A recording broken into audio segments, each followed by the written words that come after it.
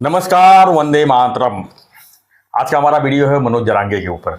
जी हाँ, मराठा आरक्षण के मामले में मनोज जरांगे 20 जनवरी से जो है मुंबई की तरफ कूच करने वाले हैं। लेकिन मुंबई में कानून व्यवस्था ना बिगड़े, इसके लिए जो है लोग काफ़ी चिंतित हैं।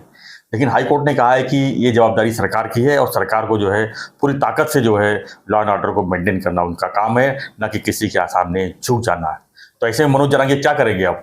इन्हीं सब सवालों के साथ में हम जुड़ रहे हैं अभी थद्दे साहब के साथ में और जानेंगे कि मनोज जरांगे की 20 तारीख का जो आंदोलन है किस तरह का होगा और सरकार क्या करेगी। जी सर, आप क्या मानते हैं इस पे? तो पहली बात तो यह है कि मोदी साहब कल आए थे, उसके पहले नार्वेकर साहब का डिसीजन लग गया, इसलिए 3 दिन तक जरांगे टीवी पे बिल्कुल नहीं दिखे और मामला फीका फीका लगने लगा। हाँ, ऐसा लगा कि क्या जरांगे का मामला खत्म हो गया है कि नहीं है अभी।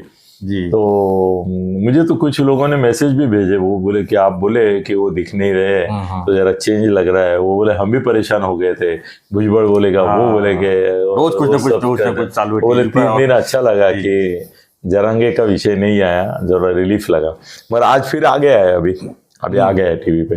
वो आएगा मगर अभी कैसे आगे कि लाया नहीं आया है। उन्होंने बोला है कि सुप्रीम अपने हाई कोर्ट ने कि भाई एक याचिका की थी, उसने बोला कि भाई मनोज जरांगे आ रहे हैं, एक जगह कोरोना आ रहा है और दूसरी जगह मुंबई में कायदा और सुव्यवस्था का क्या हाल रहेगा। ये 2.5 लाख लोग अगर घुस गए इधर उधर, वैसे ही मुंबई ट्रैफिक जाम से बुरा हाँ ट्रैफिक, और 10,000 वाहन आएंगे तो वो क्या करेंगे क्या। और अगर कुछ हालात बिगड़े, कुछ इनकी तबीयत बिगड़ी या हालात बिगड़े तो पूरी बम्बई बेचिराख हो जाएगी। तो सर हाईकोर्ट को इनको मना करना चाहिए, मगर हाईकोर्ट ने बराबर भूमिका ली जो हाईकोर्ट को लेनी चाहिए। वो बोले कि मुंबई में हर एक मोर्चे के लिए आप बोलेंगे कि भाई आप रोको, तो ये हमारा काम नहीं है। लॉ एंड ऑर्डर रखना ये सरकार का काम है। जी ठीक है, 2 लाख आने दो, 20 लाख आने दो, 3 करोड़ जैसा पहला तो बात सर दहशत वाली बात थी, 3 करोड़ आने वाले थे। तो बोले कि वो हमारा कोई लेना देना नहीं है, उनको आना है तो आएंगे, जाना है जब जाएंगे, सरकार को चाहिए। और अभी ऐसा है कि सरकार का भी मूड जो है वो पहले से बहुत बदला हुआ है। पहले क्या है ना, वो अगर उनको झुकने को बोलते थे तो ये बैठते थे, सरकार को जरांगे बैठने को कहते थे तो लेट जाते थे। ऐसी हालत, सरेंडर थे, पूरा सरेंडर मतलब शरणागत। मतलब जरांगे उनके लिए क्या बोले सर, भगवान नहीं बोलूँगा मैं, एक ऐसा ये बन गया था कि उसके सामने इनकी कुछ चलती नहीं थी। और इसका कारण ये था कि इनको 2 चीज़ें हो रही थी। एक तो ऐसा है कि ये डर गए थे, सरकार डर गई थी मराठी वोट बैंक की खातिर। तो ऐसा नहीं था, मराठा वोट बैंक की थी, मगर कैसे है ना सर, टेक्निकली बोलने जाओ ना तो मराठा समाज से ज़्यादा ओबीसी समाज बीजेपी के पीछे है।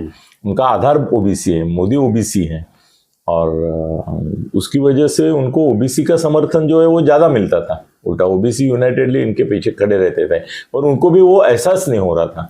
तो इनको पता था ना सर कि ओबीसी और मराठा आपस में अगर बट गए तो बाकी सब तो फिर महाविकास आघाड़ी तो फिर सरस हो जाएगी। तो उनका महाविकास आघाड़ी का भी प्लान यही था कि मराठा आरक्षण जितना ज़्यादा मतलब पावरफुल आगे जाएगा उतना हमको काम। और वो पावरफुल एजिटेशन हो मगर मिले नहीं। वो भी चमत्कारिक बात है कि वो चाहते थे कि आंदोलन बढ़े मगर आरक्षण नहीं मिले। और कहीं नहीं आंदोलन का हवा भी दिया ना। हाँ, पवार साहब तो सामने रात को ये हुआ, दोपहर को लाठीमार, रात को पवार साहब निकले, सुबह पहुंच गए, राज ठाकरे पहुंच गए, उद्धव ठाकरे पहुंच गए, तो सब महाआघाड़ी वालों ने उसका इनकैशमेंट अच्छा किया जी।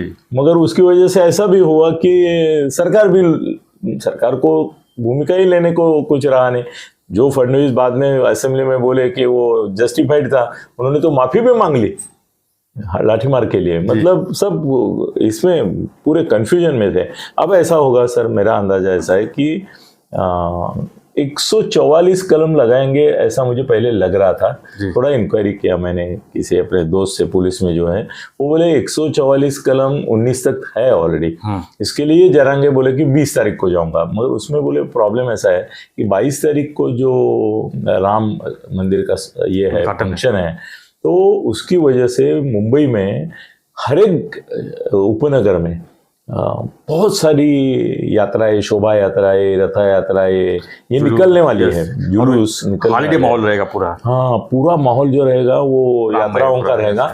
और बोले कम से कम हमारे हिसाब से उस दिन बम्बे में लाखों लाखों लोग रास्ते पे रहेंगे।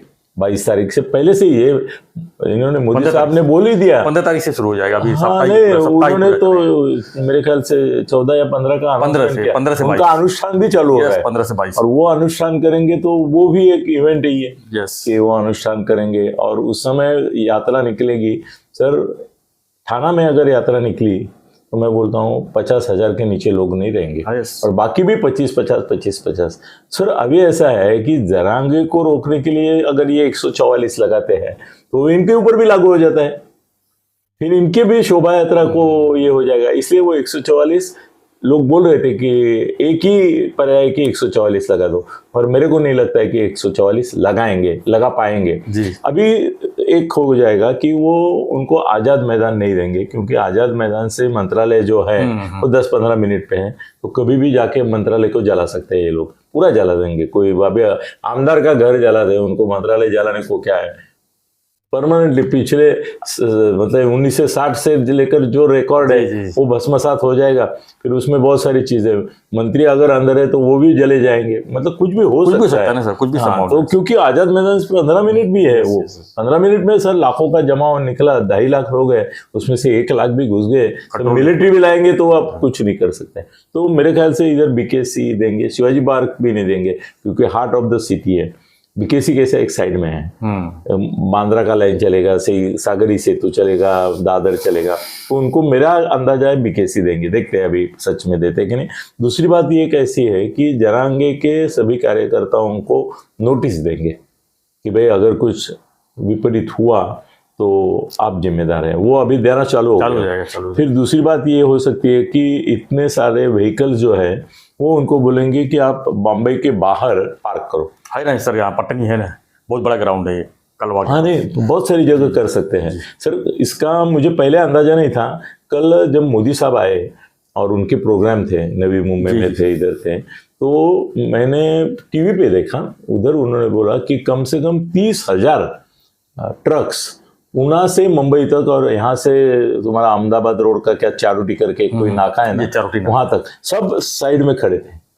तो वाहन ऐसे लगा सकते हैं। तो 10,000 अगर वाहन आते हैं तो 10,000 कुछ चीज नहीं, कल 30,000 लगे थे, तो वो साइड में खड़े कर देंगे, बोलेंगे यहाँ से पैदल जाओ, और उनकी क्षमता है तो जाएंगे। तो वो जो ट्रैफिक जाम का ये था वो कम हो जाएगा। 2.5 लाख लोग सर बड़ी बात नहीं है, 2.5 लाख आराम से बीकेसी में रह जाएंगे। उनके खाने पीने का, रहने का, और ये तुम्हारा पेशाब और शौचालय का बंदोबस्त सरकार को करना पड़ेगा। वो थोड़ा जैसे डॉक्टर बाबा साहेब आम्बेडकर के महापरिनिर्वाण दिन तो करते हैं, वैसे रखेंगे, भाई तुम बाद में तुम्हारी सोचो, ऐसा हो जाएगा। मगर मेन प्रॉब्लम ये रहेगा कि जरांगे की तबीयत अगर वो खराब हो गई और उसकी वजह से ये पब्लिक लॉ एंड ऑर्डर बिगड़ा कुछ, हाँ, तो मुंबई में दंगे करेंगे वो। मगर किसके खिलाफ करेंगे सर? वो सरकारी ये जो है मालमत्ता है, प्रॉपर्टी, उसके ऊपर करेंगे वो, क्योंकि उनको ओबीसी से लड़ना नहीं है, उनको मुसलमान से लड़ना नहीं है, उनको किसी और जाति से लड़ना नहीं है, वो सरकार से लड़ रहे हैं। सरकार की प्रॉपर्टी जला देंगे, सरकार वर्सेस मराठा, ऐसा हो जाएगा। और ऐसे होने के आसार सर 70% है, ऐसा मुझे लगता है। धन्यवाद। जो भी हो, लेकिन मराठा आरक्षण का मामला जल्दी से जल्दी सुलझ जाए तो अच्छी बात है। आपको इस चर्चा पर आपकी प्रतिक्रिया क्या है, हमें कमेंट बॉक्स जरूर लिखिए। हाँ, एक रिक्वेस्ट, मेरा चैनल सब्सक्राइब नहीं किए हैं, लिंक के थ्रू देख रहे हैं तो सब्सक्राइब कर लीजिए और बने रहिए हमारे साथ, देखते रहिए हमारा चैनल मुद्दा भारत का। धन्यवाद। जय हिंद, जय महाराष्ट्र, जय श्री राम।